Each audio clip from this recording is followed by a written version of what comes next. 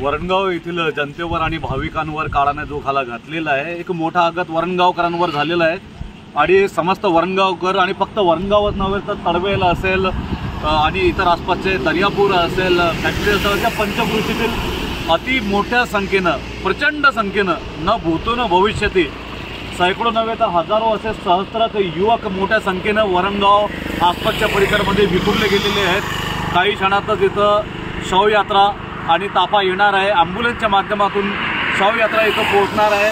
आपण पाहू शकाल की मोठ्या संख्येनं इथं तरुणाई जमलेली आहे। पाऊस पडत आहे, मोठ्या प्रमाणावर पाऊस होते मागील 2 दिवसापासून, पण कदाचित जेवढा हा पाऊस पडत आहे त्याच्यापेक्षा जास्त अश्रुधारा या तरुणांच्या डोळ्यांमध्ये, गावकऱ्यांच्या डोळ्यांमध्ये फुलगाव असेल, वरणगाव फॅक्टरी असेल, साखरी असेल, सुकडी असेल, दीपनगर अशा पंचक्रोशीतून हजारो इथं नवयुवक आणि मोठ्या प्रमाणात नागरिक आलेले आहे। आबालवृद्धांची प्रचंड मोठी गर्दी झालेली आहे आणि काही क्षणातच ॲम्ब्युलन्सचा ताफा येणार आहे। त्याच्यानंतर वरणगाव, तळवेल आणि वरणगावचे नदीपारचे जे शव असतील, पार्थिव असतील, ते तिकडच्या संबंधित भागात जाणार आहेत। आपण अशा एका कॉमन पॉईंटवर उभे आहोत जिथून तळवेल असेल, वरणगाव असेल किंवा इतर ठिकाणची जी शव असतील ते इथूनच जाणार आहे। त्यामुळे तरुणाईमध्ये एक प्रकारचं एक हुरहुर, मोठं दुःख तरुणाईच्या मनात आहे।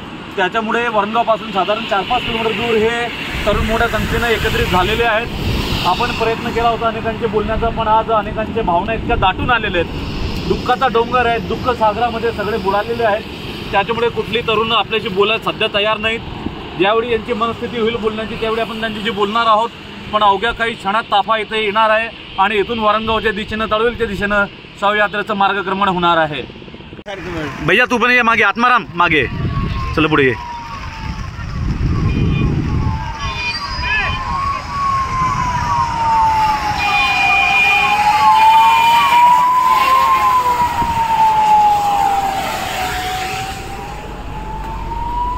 यही और एक हाँ